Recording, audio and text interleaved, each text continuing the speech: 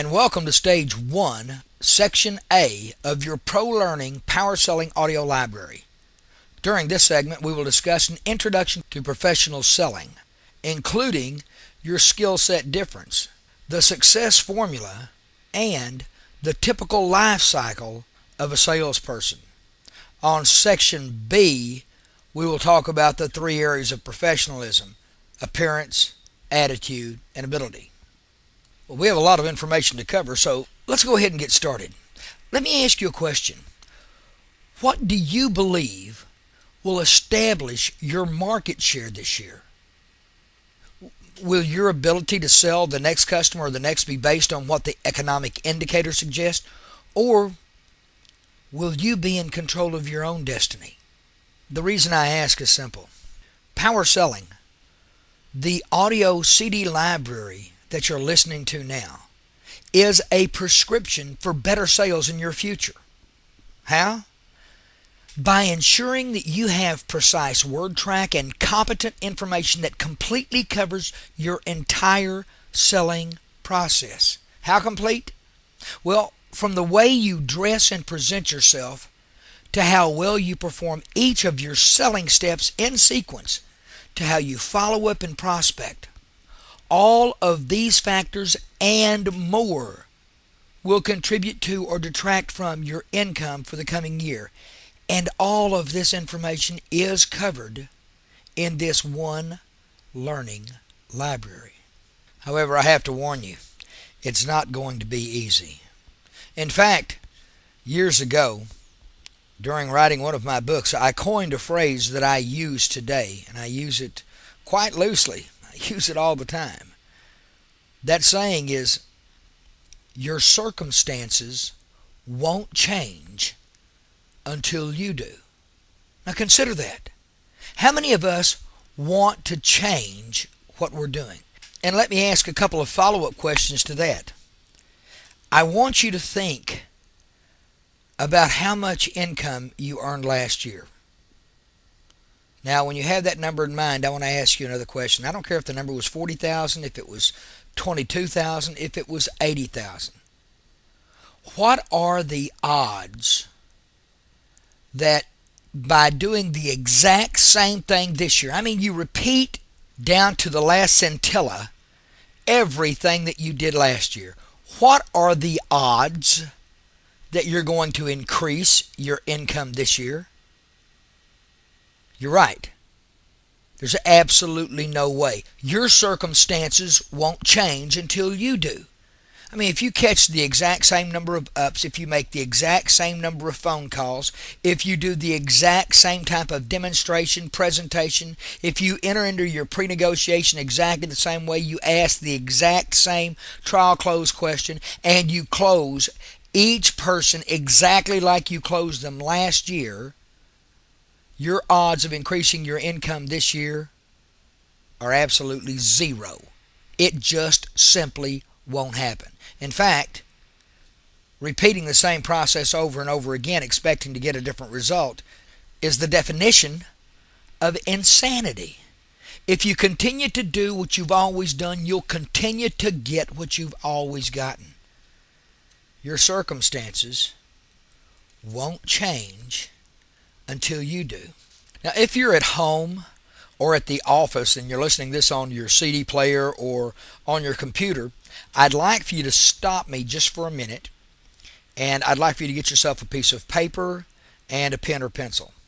I have a little exercise that I would like for us to work out.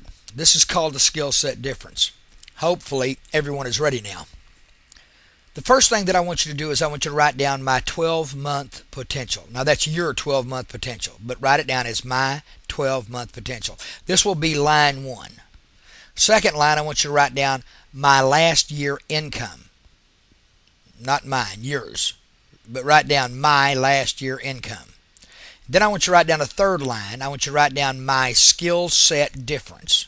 That'll be the third line. Now let's go back to the very first line, my 12-month potential. Here's what I want you to think of.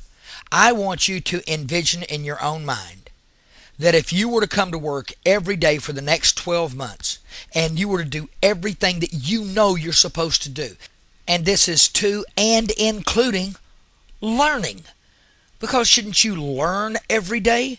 That means that your skills will increase. Let's, for a minute, just consider that you come to work every day for the next 12 months and you do everything that you are supposed to do.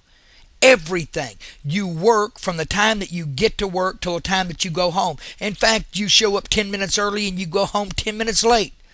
You catch the next customer. You make the next phone call. You ensure that your follow-up, that your prospecting is done on a daily basis. You come to work and you ask the right trial close questions. You ask the right closing questions. And it's all the information that you already know or information that you could possibly learn during the next 12 months. Let me ask you this. If you were to come to work for the next 12 months and hit on all 8 cylinders, how much money could you earn? That is your 12-month potential. Write down how much you could possibly earn. Could you earn 100,000, 150, 200, 250, $500,000? How much could you earn? Now that you've got that number, I want you to think of a more tangible number. This number should be pretty easy for you to come up with. On the second line, it's your last year's income. I want you to write down what your last year's income was. Write it down. Now what I want you to do, and I don't care if that was 22,000 or 30 or 40,000, doesn't matter. I want you to write down what your last year's income was. Now, line 2, last year's income. Subtract it from line 1. That's your 12-month potential. Subtract it. Let's assume for a minute that you have $50,000 for last year's income, and you wrote down $250,000 for your 12-month potential. Well, on line 3, you would write down your skill set difference, and that number would be $200,000. Now, I don't want you to get mad at yourself, but I want you to consider this for just a minute. You, by your own admission, cheated yourself out of whatever number you arrived at on line 3. Last year, you cheated yourself out of that much money. Are you going to do it again this year?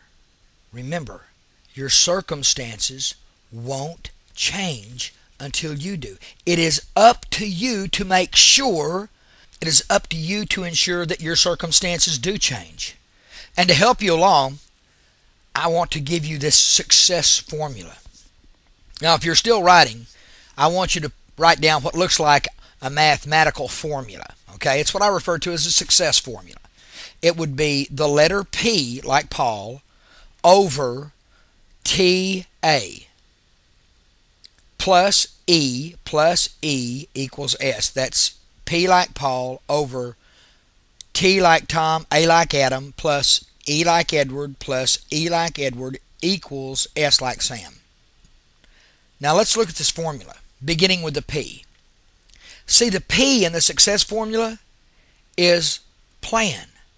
Every day when you come to work, you have to have a plan that includes both pointed issues, hot topics, as well as soft subjects.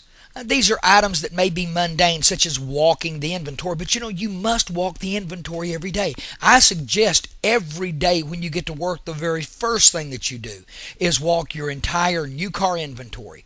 Make sure that they haven't moved vehicles around on you, and this does happen from time to time. Make sure that everything is in its place. You may also come to the conclusion that some vehicles have been sold that maybe you had picked out for previous customers that you were hoping would be B-backs. Look at your inventory out there. See if there's any new vehicles that have arrived. Maybe there were vehicles back in the make-ready or the quality control area that were being cleaned up for show. Look at all of your new car inventory. Then I want you to walk your used car inventory. It's amazing, but see, we trade for vehicles every day in this business. There may be a couple of additional vehicles over in your used car inventory. Vehicles that may be perfect switch cars. There also may be vehicles there for family members of people that you are in contact with on your warm call network mining prospecting list. But walk your inventory. You've also got to check with your management to see if there have been any changes in any of the programs, factory, lender, corporate, even company programs. And you know this, that every day you come to work and you'll find spiffs, cash bonuses on special vehicles, usually aged units, whether it's new or used. Ask your management about any type of program changes, additions, or deletions on a daily basis. Check with your finance office. It really is up to you to verify the status on each and every one of your deals. Maybe there is a major lender stumbling block on one of the deals that you put in the F&I office a couple of days ago. And to take care of it is simply one phone call where one of your customers has to bring in a pay stub. Well, if you don't find out, it may take 3, 4, 5 days for this to finally filter down. Now, I realize that management should be taking care of this, but look, this is your money. If you're not supposed to be in contact with the finance office, and this is the policy at some stores, then you make a list of all of your deals and you cover that with management in the morning. As soon as you check with them on the additions, deletions of any kind of programs that you may have, I want you to ask about any of your deals that are back in the F&I office. It's up to you to make sure that things happen. Remember, your circumstances won't change until you do. Every day when you get to work, make sure that you have a plan. How many customers are you going to catch on a daily basis? This is one of the greatest plans in the world. And if you don't know how many customers you need to be in front of to make certain that you sell the number of vehicles that you are trying to sell in order to earn the amount of money that you need to earn, nothing's going to happen. Everything breaks back down to what you do. Your circumstances won't change until you do. How much time are you going to spend every day reading, learning about your process? How many days are you going to spend with an accountability partner practicing a demo or practicing a walk around? It is up to you to ensure that your circumstances change. But see, before anything happens, you have to have this in a concrete plan. Now, your plan has to fit over your tools and your ability. See, if your tools and your ability don't fit the plan, then the plan is absolutely moot. Let's look at tools and ability for a minute. Your tools and ability actually go together with one another. Let's think about this for just a second. Let's assume for a minute that you have all of the tools needed to be a carpenter, but you don't have any of the skills. You don't have the ability. Matter of fact, every time you swing a hammer, the only nail you hit is the one that's on the end of one of your fingers.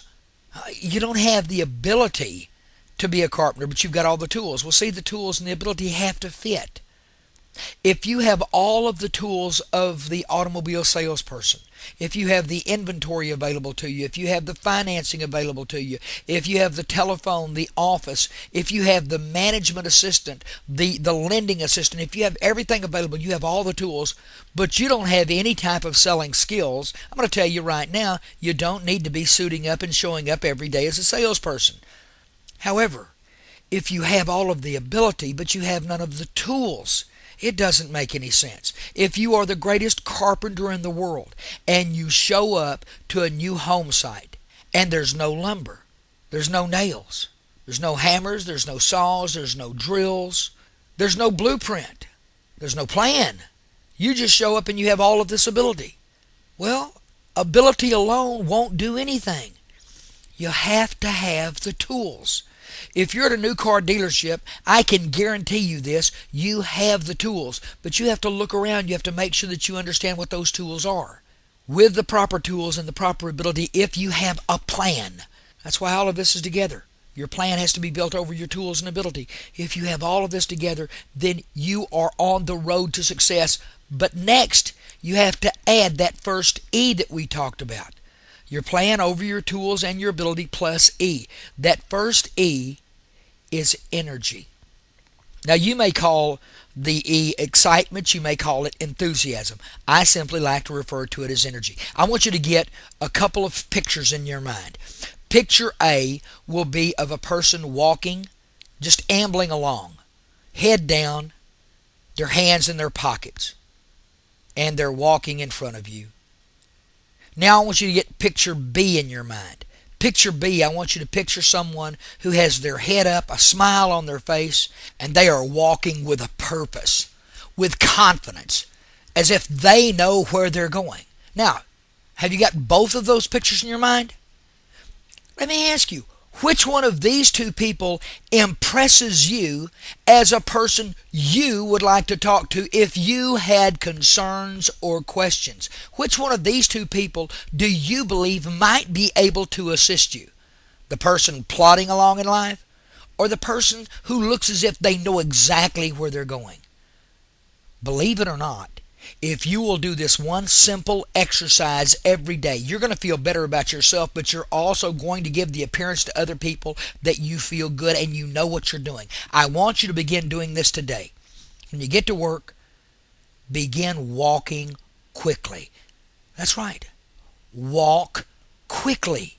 If you walk with a stride, with a purpose, with a pace that makes people think that you know where you're going, even if you don't know, you give people an impression of a person who knows what they want and where they're going to go get it. Walk quickly. That's the energy that I talk of. See, that energy relates to people as excitement. It relates to people as enthusiasm. Brian Tracy, a highly noted and highly respected author and speaker, once stated that selling was nothing more than the transference of enthusiasm from one person to the next. Well, believe me, that person with their head down, their hands in their pockets, ambling along, has no enthusiasm to transfer. Be energetic.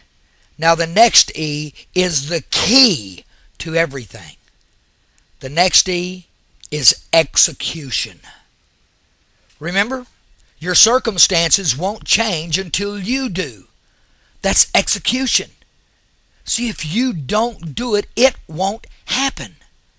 You have to catch the next customer. You have to make the next phone call. You have to ask the trial close question. You have to do the presentation, do the demonstration, do the silent appraisal, do a value-added sales walk. You have to enter into pre-negotiation. You have to ask for the money. You have to do it. When you execute, things begin to happen. How many times have you seen people gathered around the front door of a showroom? A customer pulls up on the lot, and a salesperson looks around and says, I think that customer is probably yours, and that salesperson walks off to their office. What is up with that? See, that salesperson later on will get angry when they find out that that customer that pulled up was a laydown. How many times has that happened to you? How many times have you seen it happen? See, for us to win, we must execute. Plan over your tools and your ability, plus energy, plus execution equals the S. The S is success. Let's look at our formula one last time. The P is our plan. It has to be built on top of our tools and our abilities. We add to that energy, and then we add execution. P over TA plus E equals S. Success. This is a formula for you to win every day. Make sure that you follow this simple game plan every day. From this success formula, let's take a real short look at the typical life cycle of a salesperson. Beginning with stage 1. This is the very first month. This is our introduction to selling. Everything is new, it's exciting, it's different. We are acquiring knowledge. We have a thirst for our product. We have a great attitude. Now, the symptoms from this are high earnings and excitement. This happens in the first 30 days. Let's look at the next 30 days, stage 2, our second month in the business. See, at this time, we're becoming knowledgeable. It's not an introduction anymore. We're starting to learn. Now we're being educated. We're being enlightened. We are becoming familiar. We're figuring out the customer. We're figuring out our managers. And now we're starting to pre-qualify our customers, and we're questioning the selling process. The symptoms? Well, we wonder if a sales career was the right choice. And we find that our earnings begin to go down. Now let's go to stage 3. This is the third month. This is what we like to refer to as the arrival stage. Now you've arrived. See, you figured everything out. You know who will and who will not buy, and you have no control over yourself. The symptoms? You have a bad attitude. You're frustrated. You're thinking about changing dealerships. You have a lack of energy, poor work habits, and extremely low earnings. Here is where we meet with either transformation or failure. Stage 4, and this happens 3 to 6 months into your career. You have a realization that you make your sales career. You begin to listen to successful peers. You develop rigid work habits. You follow the selling system on every deal. Your attitude returns to stage 1 status permanently. Symptoms?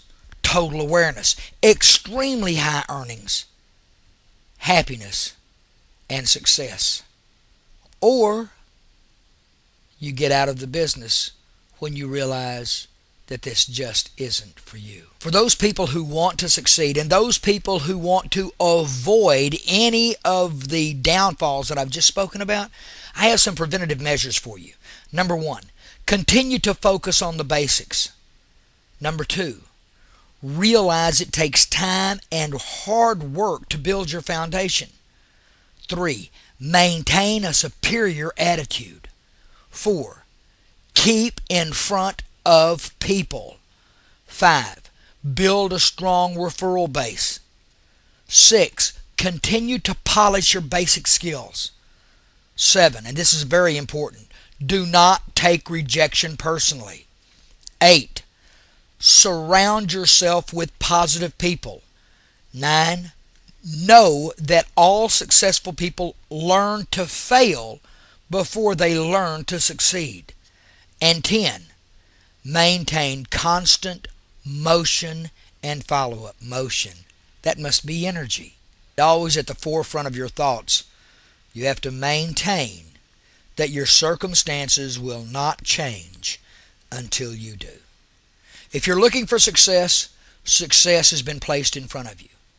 This is the end of Section A of your Pro Learning Power Selling Audio Library. During this segment, we have discussed the skill set difference, the success formula, and the typical life cycle of a salesperson. If you would, when you're ready, please join me on Section B, Stage 1, as we discuss the 3 A's of professionalism: appearance, attitude, and ability. Until then, the best of luck to you, and remember, a pro is always learning.